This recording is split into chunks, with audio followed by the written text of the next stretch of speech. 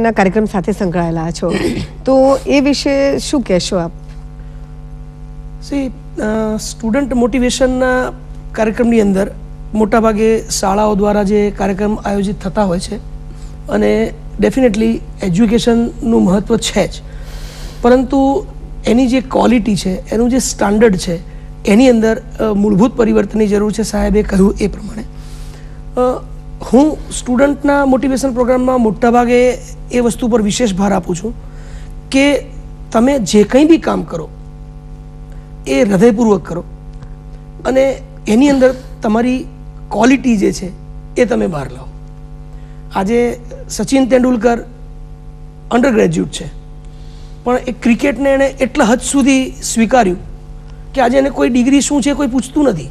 ફક્ત ક્રિકેટથી સચિન ઓળખાય છે અને સચિનથી ક્રિકેટ ઓળખાય છે.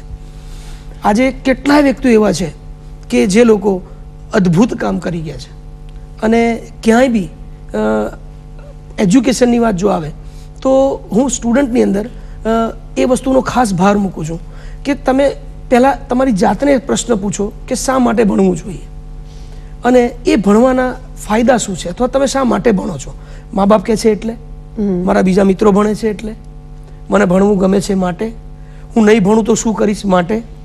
આવા 5-10 સવાલો તમારી જાતને પૂછી જુઓ કે હું શા માટે ભણું છું, અને એમાંથી તમને જે યોગ્ય જવાબ લાગે એ તમે એના ઉપર ચર્ચા કરો અને પછી તમે તમારા કામને ન્યાય આપો.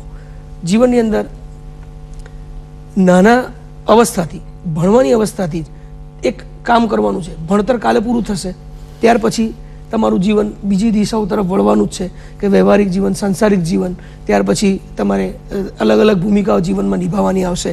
તો એને તમે કેવી રીતે ન્યાય આપી શકો એને સમજવા માટે તમારી જે ભણતરની ભૂમિકા છે, અભ્યાસની ભૂમિકા, વિદ્યાર્થીની ભૂમિકા, એને જસ્ટિફાય કરવાની કોશિશ કરો. અને એટલું જો તમે સમજી લેશો તો ડેફિનેટલી તમને જીવનમાં ક્યાંય કોઈ તકલીફ નહીં આવે. અને આ જ બાબત હું વિદ્યાર્થીઓને કહું છું કે આજ માટે નહીં ભણો, આવતીકાલ માટે ભણવાની જરૂર છે. કારણ કે એજ્યુકેશન હવે કમ્પલસરી થઈ ગયું છે, બધા માગે છે, માટે તમારે બી આપવું પડશે. એટલે આવતીકાલની તૈયારી માટે આજે તૈયાર કરવું પડશે. એક જ સસ્તો રસ્તો છે કે કાં તો અત્યારના 10 વર્ષ 15 વર્ષ કચકચાઈને મહેનત કરીને ભણી લો અને પાછળની જિંદગી એન્જોય કરો, અધરવાઇઝ અત્યારે એન્જોય કરી લો અને પાછળની જિંદગી મહેનત કરો. નક્કી વિદ્યાર્થી તરીકે તમારે નક્કી કરવું પડશે. અને આ વાત વિદ્યાર્થીઓના દિમાગમાં જો વ્યવસ્થિત પદ્ધતિથી એપ્લાય કરવામાં આવે તો ઘણા બધા વિદ્યાર્થીઓમાં આ પરિવર્તન આવતું હોય છે, સ્વીકારે છે ભણતરનું મહત્ત્વ અને એ રસ્તે ચાલે પણ છે.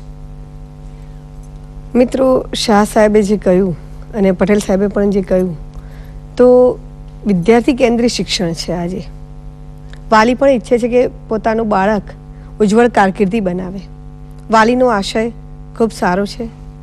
વિદ્યાર્થીને પોતાની મૂંઝવણ છે, એ મૂંઝવણમાંથી વાલીએ પણ બહાર લાવવાનો છે એને, અને શિક્ષકે પણ બહાર લાવવાનો છે. વિદ્યાર્થીએ સમજીને પોતાની કારકિર્દીને ઘડવાની છે. મિત્રો, આપ સૌના વતી બંને મહાનુભાવોનો આભાર માનું છું. Thank you.